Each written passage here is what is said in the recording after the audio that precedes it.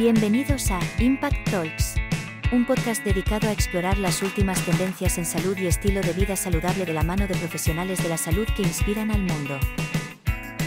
Porque no se trata solo de vivir más tiempo, sino de vivir mejor. ¿Empezamos? Cirujano ortopédico y presidente de la Asociación Argentina de Hombro y Codo. Además, es Key Opinion Leader y especialista en medicina deportiva. Ha trabajado en las mejores clínicas y hospitales de Argentina, Estados Unidos y España. Hoy tenemos entre nosotros al doctor Federico Alfano. Buenos días, doctor Federico Alfano, especialista en traumatología, también especialista en cirugía de hombro, de codo y entre muchísimas otras cosas, ¿no? Porque hemos visto en tu currículum que has trabajado fuera también muchos años, sobre todo principalmente en Argentina, ahora también como asociado en la Clínica Asunción, pero más que nada a nosotros nos gustaría conocerte en persona, saber más de ti desde tu propia experiencia, ¿no? Entonces, ¿quién es el doctor Federico Alfano? Bueno, hola Paul, mucho gusto conocerte.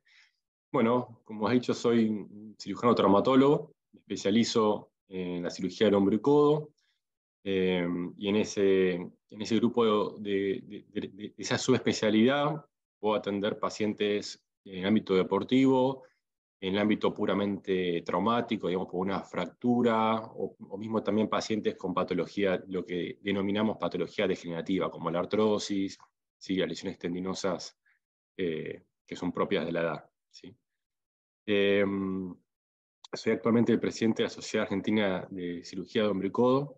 Soy cirujano de hombro y codo certificado en Argentina, en España también, y he hecho también un programa formativo en Estados Unidos reconocido por la Sociedad Norteamericana de Cirugía de Hombro y Codo, y he hecho gran parte de mi formación en Alemania, como he dicho, en Estados Unidos y Japón, y también en España.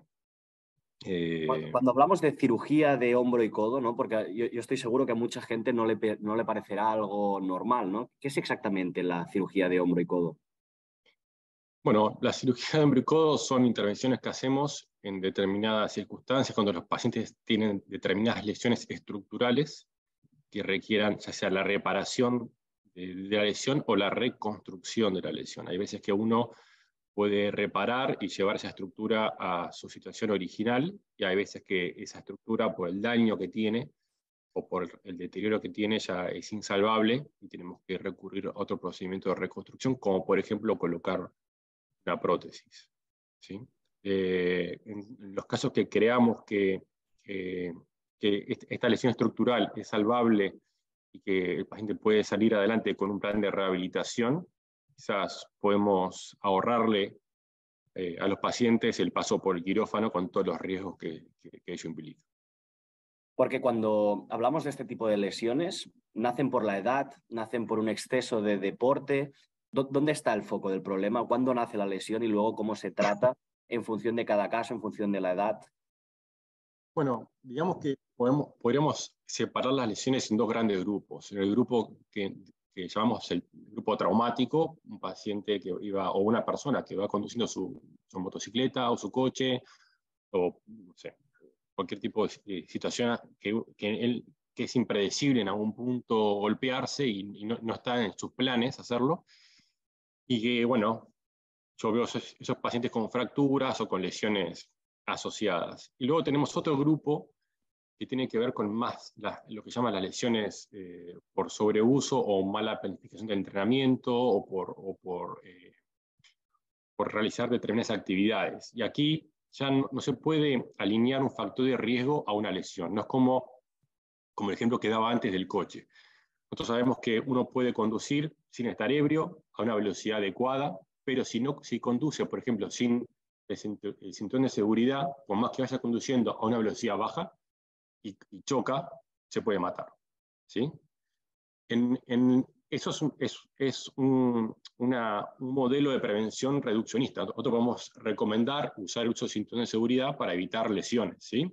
Pero eso, cuando lo llevamos al ámbito deportivo, no funciona realmente de forma tan lineal.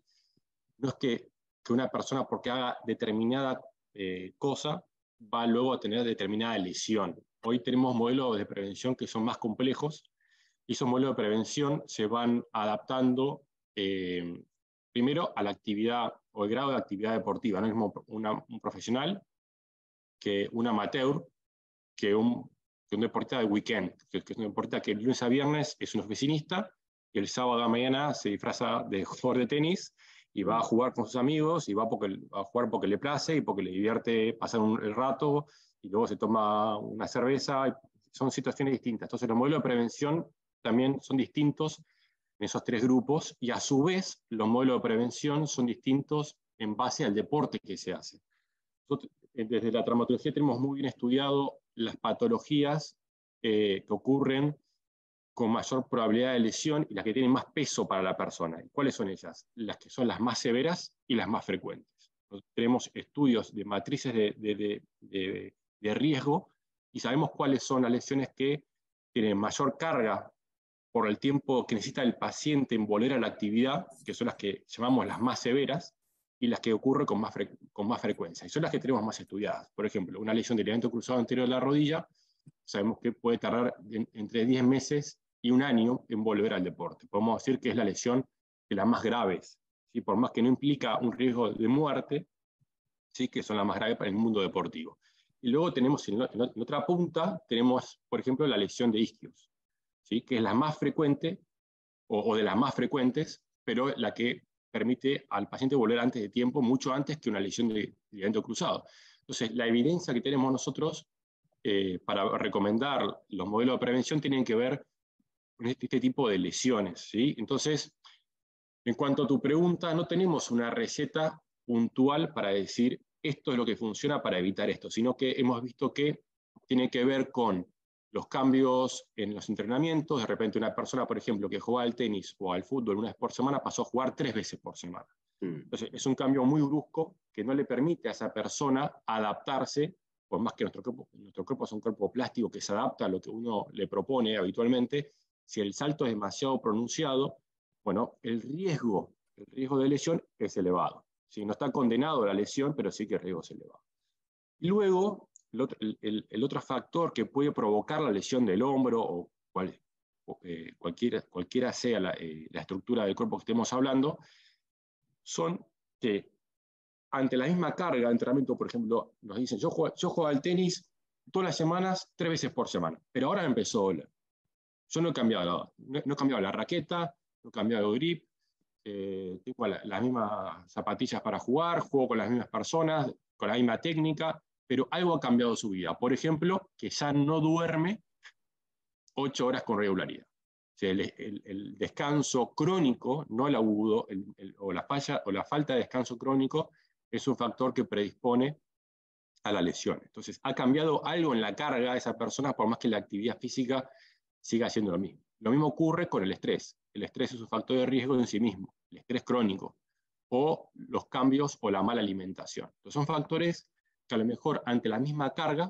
produce lesión. Entonces podemos decir que son o cambios bruscos en la carga, o ante la misma carga un cambio en lo que se llama la carga interna. O sea, que a la persona no le resulta lo mismo ya jugar esos 3 partidos, porque está cansado, porque está irritado, porque está preocupado por algo, ¿sí? Lleva otra carga que le predispone a tener esa lesión.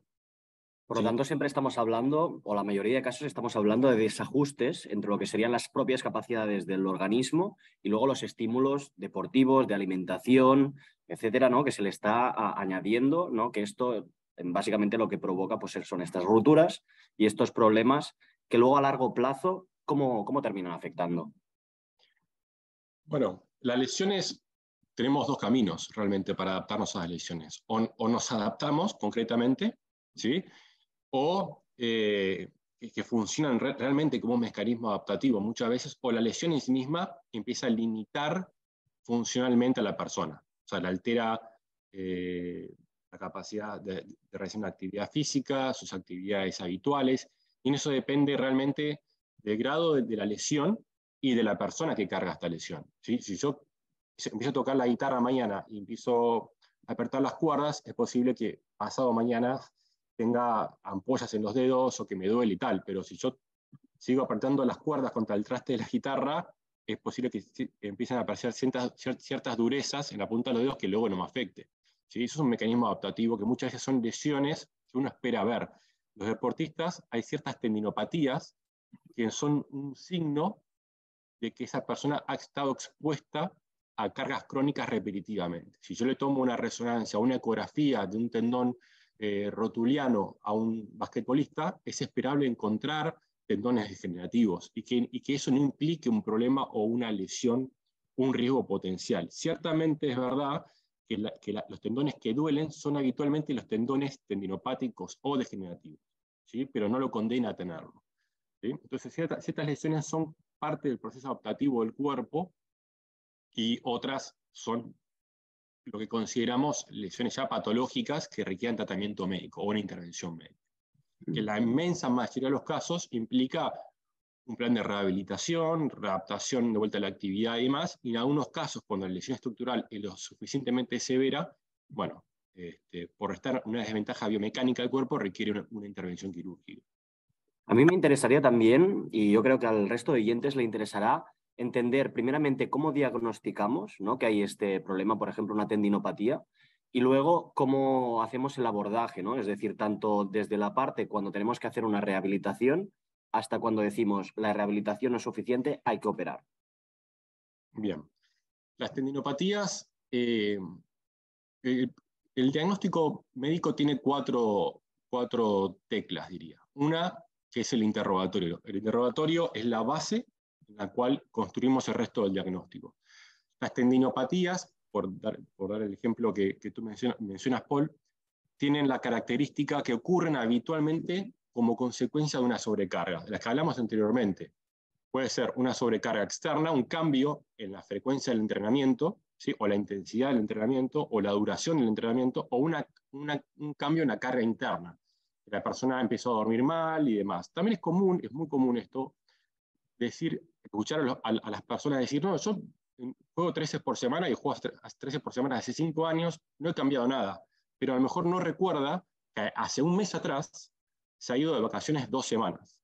Entonces ha estado 2 semanas parado, entonces ya no son los mismos 3 estímulos de siempre, porque no ha hecho una readaptación de vuelta a su actividad, ¿vale? Entonces, el primer punto es el interrogatorio. Las tendinopatías tienen la característica que por lo general, al principio, cuando entran en calor, les permite jugar sin síntomas y por lo general duelen cuando se vuelven luego a enfriar o al día siguiente, ¿sí? Entonces, eso es muy característico del interrogatorio. Luego, lo que vemos en el examen físico es lo que llamo la evaluación funcional global. Cómo se mueve el cuerpo, cuáles son los rangos de movimiento, la fuerza, la estrategia de movimiento y demás. Y el tercer escalón son, para los traumatólogos, los test ortopédicos específicos, las maniobras provocativas, ver qué es lo que duele, ¿sí? Ver si la articulación es una articulación estable o no lo es, ¿sí? Y el cuarto escalón, que es el menos relevante, podríamos decirlo, y es complementario, son justamente los estudios complementarios, como la resonancia, la ecografía, o la tomografía, o la radiografía, o el estudio que creamos pertinente para complementar el cuadro clínico. Con todo eso se arma un puzzle, un rompecabezas de lo que sería el diagnóstico, ¿sí? En definitiva, la medicina es una ciencia de probabilidades. Nosotros lo que hacemos con el diagnóstico es decir, el diagnóstico más probable es este. Muchas veces la persona tiene más de un diagnóstico, tiene 2, o tiene un diagnóstico primario y un secundario. Entonces, bueno, en base a eso también se plantean las estrategias de tratamiento. Claro, claro. Y entiendo también, o bueno, parece ser que no es lo mismo tener una genética de Rafa Nadal que tener una genética quizás un poco menos adaptada a lo que sería este tipo de lesiones, más estricta, ¿no?, desde el punto de vista de deportivo, nutricional, etcétera. Es decir, ¿la genética está afectando a lo que sería la predisposición a tener este tipo de lesiones o no? Bueno, seguro que sí. Hay, dentro de los factores no modificables con los que cargamos nosotros, podríamos decir que, como tú bien dices, la genética, que nos predispone no solamente a distintas posibilidades o potencialidades del rendimiento deportivo, sino también nos predispone incluso a tener determinadas lesiones. La otra cuestión que no podemos modificar es la edad. Nosotros tenemos la edad que tenemos. Podemos haber nacido el día que hemos nacido. Entonces, por supuesto que no es mismo tener lesiones o el riesgo de lesión a los 40 años que a los 20, porque a los 40 años los tejidos tienen menos elasticidad y porque los tejidos tienen menor plasticidad para adaptarse a los cambios de la carga también, ¿vale? Luego, lo que no podemos modificar son las lesiones previas. Una persona que tenía una tendinopatía del Aquiles, por ejemplo, o una tendinopatía del manguito rotador, lamentablemente va a estar predispuesto ante una nueva sobrecarga a tener una nueva tendinopatía del manguito rotador. Entonces son cuestiones que no podemos modificar, como la laxitud. Hay pacientes que son más laxos, hay pacientes que son más rígidos. Los que son más laxos están más predispuestos a tener determinadas lesiones, y los que son rígidos, otro tipo de lesión. Entonces, lo que hacemos nosotros desde la rehabilitación o es abordar los factores de riesgo que sí son modificables, que son los valores de fuerza, los rangos de movimiento, la estrategia de movimiento, ¿sí? Y con los readaptadores lo que intentamos es hacer los cambios, la modificación de la técnica deportiva, ¿sí? Intentar que el paciente descanse bien, que esté bien hidratado, que tenga un plan alimentario, o sea, todo lo que se pueda modificar desde los factores justamente de riesgo modificables. ¿Hay un tiempo medio de readaptación o es cada casuística es completamente distinta a la de al lado? Bueno, depende de dos cosas. Depende de cada persona. Hay personas que, si tú tomas un grupo de 100 personas y tú aplicas una carga de adaptación, en ese mismo grupo, por más homogéneo que parezca, va a haber personas que no van a sentir la carga, ¿sí? Que no va a ser un desafío de adaptación, no van ni a sudar. Otros que todo lo contrario, le va a implicar una sobrecarga, por más que parezcan que es la misma persona que la que está al lado, lo va a sentir como una sobrecarga. En otros casos hasta le puede provocar una lesión, y en otros casos sí puede ser un estímulo de readaptación. Entonces la carga realmente es un traje a medida, y sí, o sea, la capacidad o la velocidad que tiene de adaptarse depende mucho del individuo, ¿sí? Y luego, estrictamente hablando de las lesiones, también depende de la lesión. No es mismo una persona que ha tenido una rotura del manguito rotador que requiere una cirugía y haya que esperar un tiempo de cicatrización y luego una readaptación, que una tendinopatía en la cual no hay una lesión estructural, simplemente es una degeneración del tendón, y uno va progresando las cargas de entrenamiento y la persona puede volver a participar de su actividad deportiva, incluso participa de su actividad deportiva con síntomas, y los síntomas lo van a acompañar un tiempo hasta que finalmente lo dejan participar, lo deja participar y competir sin dolor. Entonces son escenarios distintos. Uno no espera en un paciente operado del manguito rotador que vuelva a competir con dolor. ¿Sí? Esperamos que haga una buena rehabilitación, que tenga un buen rango de movimiento, que lo sienta libre al hombro, pero un paciente con una tendinopatía, la cual no se ha operado y no se ha roto el tendón, uno espera que a lo mejor juegue con un grado de disconfort durante un tiempo en el proceso de readaptación otra vez. Y entiendo que durante todo este proceso de readaptación hay un punto crítico fundamental que sería las pautas dietéticas, es decir, todo lo que sería los cambios de hábitos, la suplementación en el caso de que sea necesaria. Es decir, ¿se suele realizar este abordaje más integrativo o únicamente nos centramos cuando realizamos el proceso de readaptación en la parte más física? La alimentación hoy sabemos que es algo fundamental, realmente fundamental. Yo veo atletas, como digo, de weekend, amateurs, que el amateur, si bien no vive del deporte, ciertamente parece que vive para el deporte. Si le quitas el deporte, lo destruyes, porque es parte de su vida, lo practica 4, 5, 6 por día, necesita jugar al deporte. También veo profesionales. Y el profesional vive por y para el deporte, ¿sí? Entonces, yo le digo al deportista, el de elite, lo que le digo es que si es un avión, tiene que consumir nafta de avión. O sea, la alimentación realmente se va a adaptar a la demanda de la persona, ¿sí? Entonces, a la demanda y luego a las características individuales de esa persona y a los gustos, por supuesto, porque si la dieta no se necesita adaptada a la persona, no es sostenible en el tiempo, ¿no? No le puede dar una dieta impresa y decirle que tiene que consumir eso sin preguntarle qué le gusta o qué no le gusta, o mismo las preferencias, si es una persona que consume carne, si no consume carne, consume lácteos, los lácteos le hacen bien, le hacen mal. Y luego, en cuanto a la suplementación también es un traje a medida. O sea, no es lo mismo una persona que entrena en las Canarias que una persona que entrena en Finlandia, ¿sí? En el cual la dosificación de la luz solar es distinta. Seguramente la persona que está en Finlandia va a necesitar suplementos de vitamina D, por ejemplo, ¿sí? De hecho es común no solamente los suplementos, sino los alimentos enriquecidos con vitamina D, ¿sí? Entonces, la suplementación también va a estar no solamente dada por el individuo, sino por el ambiente en el cual se desenvuelve. Totalmente. Y ya por terminar, para no robar más tiempo, también nos gustaría entender, primeramente, en qué franja de edad deberíamos empezar a preocuparnos más, o si es que existe.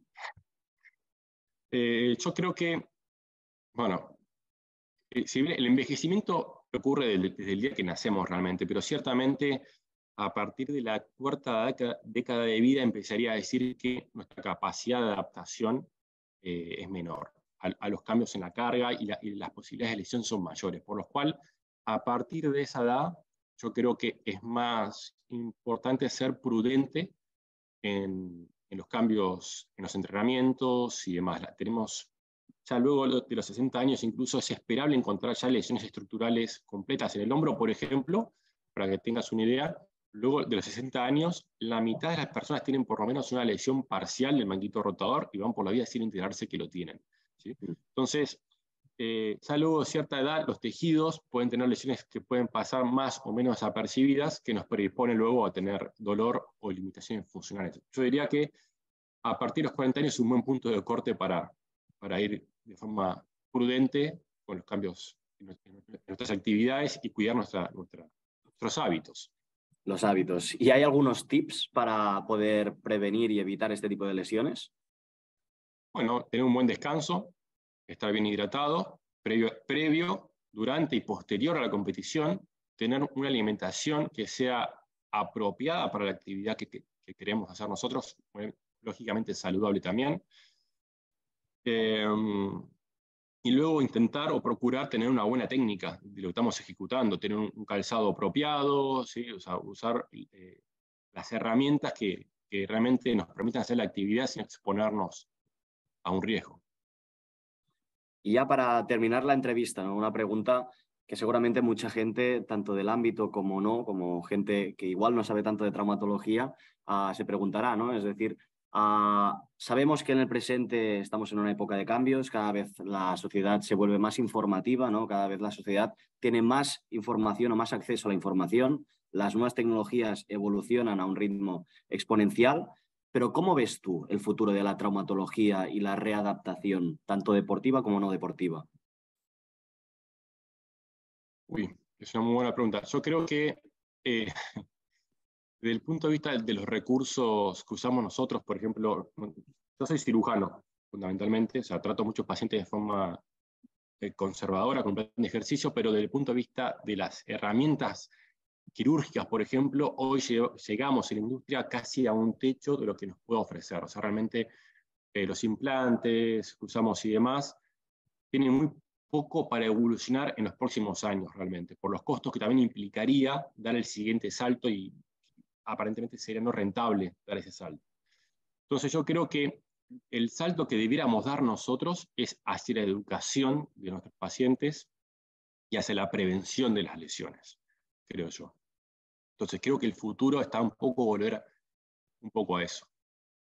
A la prevención, ¿no? Nosotros siempre decimos exactamente lo mismo, ¿no? Que más vale prevenir que curar y en muchos casos siempre tendemos a forzar lo que sería la máquina, el organismo, hasta que llega el problema y luego las consecuencias son inevitables, ¿no? En este caso la prevención, sobre todo en términos de hábitos de vida, en chequeos periódicos, pues para entender el estado del organismo y en el caso de que el organismo necesite cambios, sobre todo entender cuáles son los cambios óptimos, evidentemente siempre acudiendo al profesional concreto que va a ayudarte a esta readaptación, tanto nutricional como deportiva, fisiológica en general, ¿no? En este caso, pues la prevención, ¿no? Uno de los pilares fundamentales que crees que estamos en un proceso en el cual la prevención está cogiendo especial importancia.